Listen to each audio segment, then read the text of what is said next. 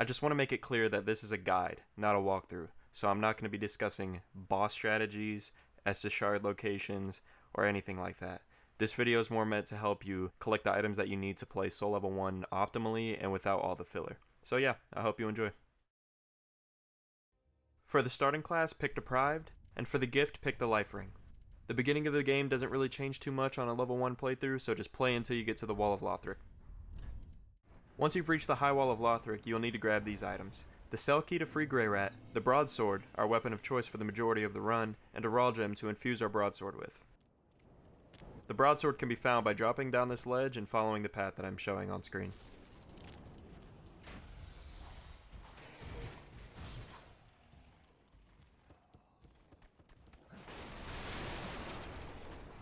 After you pick up the Broadsword, the Cell Key is in the room right after this.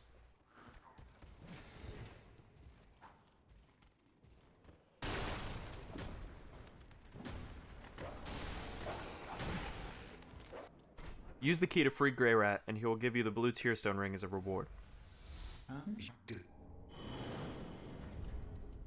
Don't forget to kill this crystal lizard for the Raw Gem.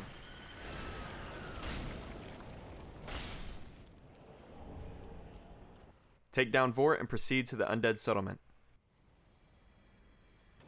Here, we'll need a couple items.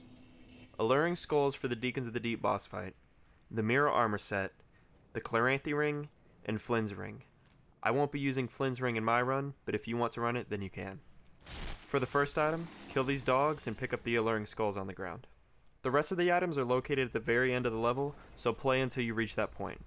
For this next set of items, go up the elevator, run past the demon, onto the rooftops, and here you'll find the Flynn's Ring.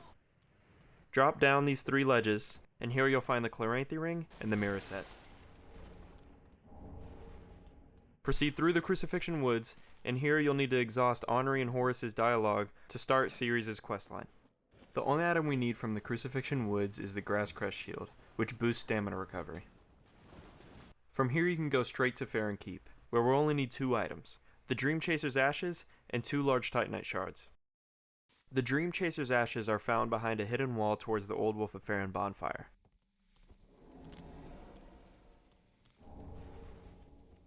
Give these ashes to the Handmaiden and speak to Ceres to further her questline. From the Old Wolf of Farron bonfire, go up the elevator and drop down this ledge to find 2 crystal lizards, each containing a large Titanite shard. From here, you can buy the remaining Titanite that you need to upgrade your weapon to +4.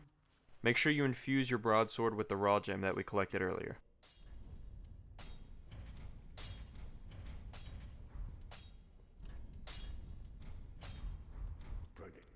Back in the Crucifixion Woods, defeat the Crystal Sage and begin towards the Cathedral of the Deep. Here we only need 1 item, and that's Lloyd's Sword Ring. This ring boosts your damage while your health is full. You can find this ring during the encounter with the giant. For the Deacons of the Deep boss fight, you can use the Alluring Skulls that we found earlier to distract the Deacons during the second phase, netting you a nice and easy kill.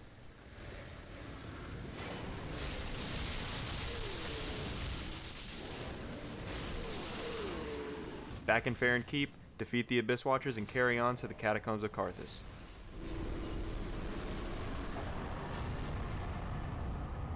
We don't need any items from the Catacombs, so we're good to just run through to the boss.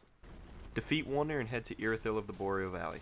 Here we will pick up these items, the Dragonslayer Axe, the Ring of Favor, and the Easterner's Ashes. We will also need to progress Ceres' questline. To do this, start by killing the dog on the bridge near the central Irithyll bonfire. Light the bonfire, and reload the area. Towards the middle of the bridge, there will be a summon sign. Make sure you are embered so you can see it. Activate it to be transported to Ceres' world, where you will need to defeat Kraton the Wanderer. After defeating Kraton, you will be sent back home, where you can advance to the Church of Yorshka bonfire. While embered, follow the path on screen to be invaded by Kraton, where you will need to defeat him again to obtain the Dragonslayer Axe, although we won't be able to use this weapon until much later on into the run.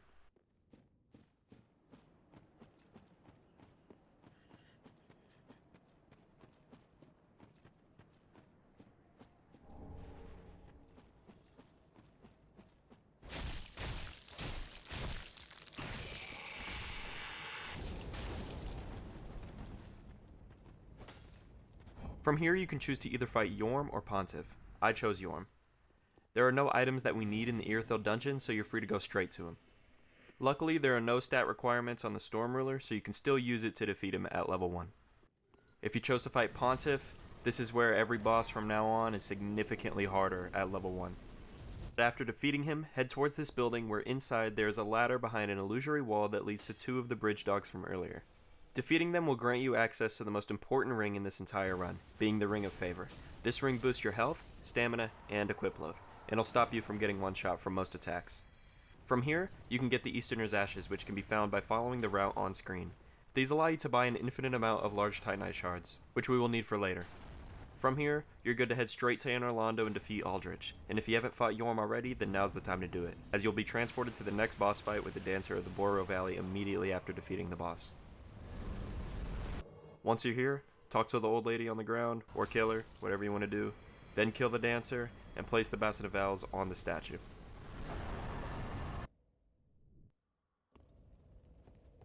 In the Lothric castle, we need to collect Titanite chunks and the Knight's Ring. Be sure not to use your chunks for the broadsword, as we're going to need to use it for the Dragonslayer axe later on. 4 of these chunks are gained by killing the 2 masses attached to the dragons.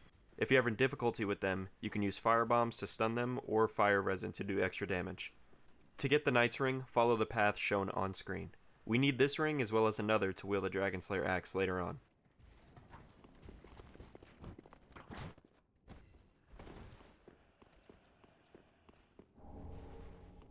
From here, you're good to kill the Dragonslayer armor and ascend up the Grand Archives. We need 2 items from here, the Hunter's Ring and a Titanite slab. To get the Hunter's Ring, follow the route on screen.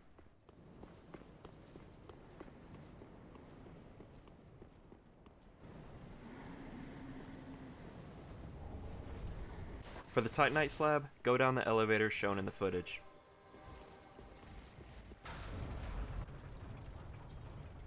Send it back up, run off of it, wait for the second elevator to come up, and ride that one all the way down to the Titanite slab. From here, buy the remaining Titanite that you need to upgrade your weapon to +10.